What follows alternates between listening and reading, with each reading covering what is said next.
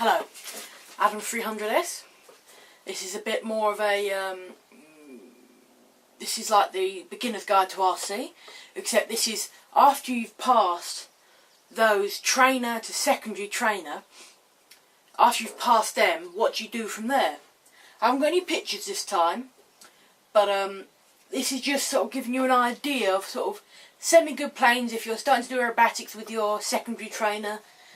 You know, how good you're getting, you're improving your skills, and you feel like you need to move up. These are the sort of planes and the price range that you could check. Right. Obviously notes, I'm getting... the 55-inch range is a very common range of planes and engine size in that range. That's where you're better off going to begin with. I wouldn't go up to 90 size 4-strokes or anything. Stick in the 55 range. That seems to be best. That seems to work out best. That's where I went up to at the time. I went from 30 size trainer to a 60 size model. Well, no, not a 60 size, a 46 size model. So that's about a 55-inch model. Some good examples of that are most... there are obviously a lot of makes out there, a lot of makes. The end decision is yours. This is just me sort of giving you what types of planes or what generally fly very well and you can't really screw up. Like most caps are quite good. Obviously a lot of edges. Edge 540s are good. A lot of Seagull ones are good. You can't go wrong with Hangar 9. I've been looking at their Twist 40 before I managed to get some stuff off second hand, and I almost bought one until I found something very similar second hand. You can't go wrong with the Western Cougar. Very popular, cheap, very popular, but my God do they fly well. My Dave Smith Panther that you would have seen flies very similar, except I need a bigger motor because I need more nose weight. Obviously you're going to want something with a bit of poke, a bit of power. You might be wanting to start to learn how to prop hang or knife edge. So you're going to want something that you can put a bigger engine in, you know, whether you want to upgrade. Decent servos, of course. You'll be getting to that point where you're thinking, yes, I'm good at this, I want to stay in the hobby. You're going to want to put semi-decent servos in. Most people now are going digital, I think, in my opinion. Obviously quite a lot of our planes are digital servos now because they're a lot more reliable in my opinion. I'm not ruling out analog servos or anything, I just prefer digital now. Electric or nitro? This is quite a big question. If you're looking at danger factor, they're both very similar because electric is something my dad said to me. Don't hang on it or anything. Don't stick to my word. This is just advice. If you accidentally say you do get your finger caught in a prop, they will not stop unless you shut the throttle down. Nitros will, if they're not going at full chat. I don't think. So you're going to want to be a bit wary of that. They're both as dangerous as each other. It's just you've got to be respectful that they could have a finger off if you're not careful. There's a couple of members in the club who have been very lucky and only got nicks on the side of their thumbs and things. And obviously that commonly comes from either flicking the model with a chicken stick. Have I got one nearby? No, I haven't. A chicken stick or whatever you use, a bit of wood. Or with a rubber, let me just get one. Or with a rubber finger. So your finger just goes in there, you go straight over the prop and start it. Now that is quite commonly why people may hurt themselves. And taking the glow igniter off. So you may dispute there's more danger towards nitro than electric. Me and my dad are more faced towards nitro because we always have been. My dad's been modelling for over 25 years. You know, he's always been a nitro. He's never really gone fully over to electric. But as you can see, most of the planes you see behind me hanging up are all electric, and there's one behind you, the camera. Electric is a lot cleaner, but the batteries can get quite expensive. You have to bear that in mind. They're just as expensive as each other, really. You just got to bear in mind I think with electric you'll be spending a little bit more money. Okay.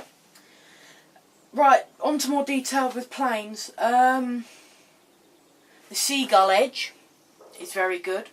Price range, I'm not going to say any price ranges because that depends on what you've got to spend. But most makes and model are proven and tested and proven. Good way to find out, go to YouTube, put in your make, put in the model, look at it, see how it flies. I always do. I have just done that recently because I'm looking at a model. I recommend you do that. That's something you should do.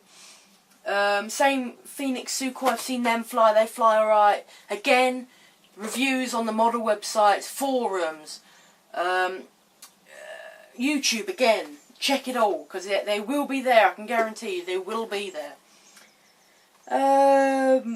Obviously, tail dragger is probably the wiser way to go, because more planes nowadays are going towards tail dragger, because it's more appealing to most. Of course, you need to go to a model shop, ask about them, go on forums, YouTube. I can't stress that enough. YouTube is brilliant for that sort of thing. As you know, you'll find in me, because you want to know what's a good secondary trainer, your secondary aerobatic plane.